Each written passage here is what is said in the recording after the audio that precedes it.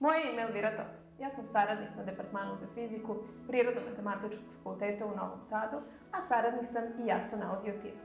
Dobro nam došli u poslednju epizodu ove sezone YouTube serijala Jason Audio, u kojoj ćemo govoriti o vezi između slušnih aparata i kognitivnog opadanja. Zato, ostanite sa nama.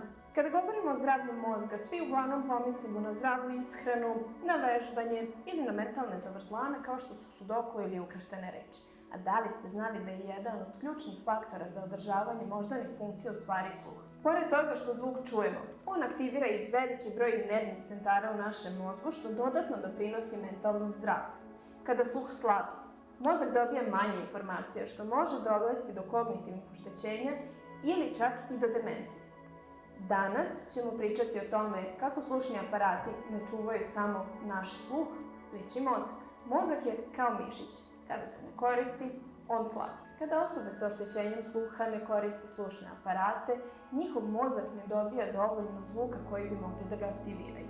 Upravo zbog toga može doći do smanjene mentalne aktivnosti, gubitka koncentracije, pa čak i pamćenja. Međutim, kada se koriste slušni aparati, mozak ponovo dobija širok spektar zvuka što ga održava aktivnim.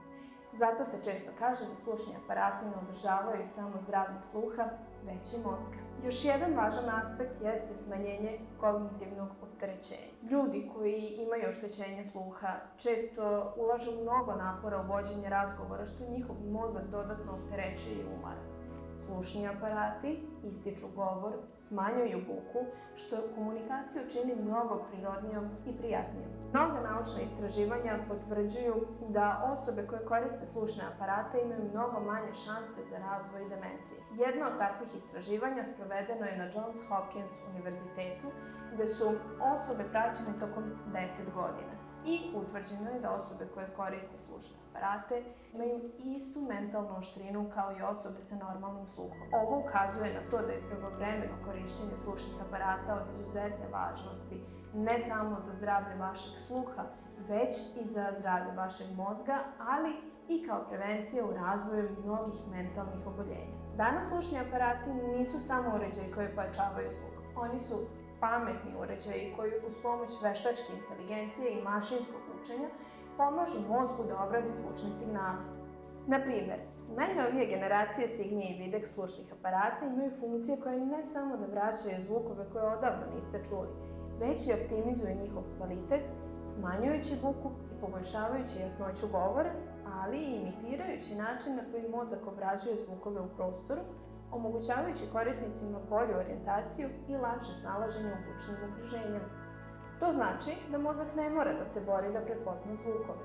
Također, povezivanje sa telefonima, televizorima i ostalim uređajima omogućava korisnicima da ostanu mentalno aktivni, kao što su to bili i pre oštećenja sluha, što dodatno doprinosi očuvanju moždanih funkcija. Studije su jasno pokazale da pravovremeno korišćenje slušnih aparata može da smanji kognitivno opadanje, ali i da poboljša kvalitet života. Slušni aparati više nisu samo medicinska pomagala, oni su mnogo više od toga. Oni smanjuju napor koji je potreban za vođenje razgovora, donose mnogo više zvuka u ljudsko uho, čime mozak ostaje aktivan. Samim tim možemo reći da su oni u stvari uređaji koji pomažu u očuvanju mentalne oštrine. Upravo zato je važno ne ignorisati prve znake oštećenja sluha. Redovnim kontrolisanjem i korišćenjem odgovarajućih slušnih pomagala očuvavamo ne samo zdravlje našeg sluha, već i celokupno zdravlje i svakodnevno funkcionisanje. Ovo je bila poslednja epizoda prve sezone ovog našeg serijala Jason Audio na YouTube. Nadamo se da ćete ostati sa nama i u drugoj sezoni koja uskoro sledi. Vidimo se!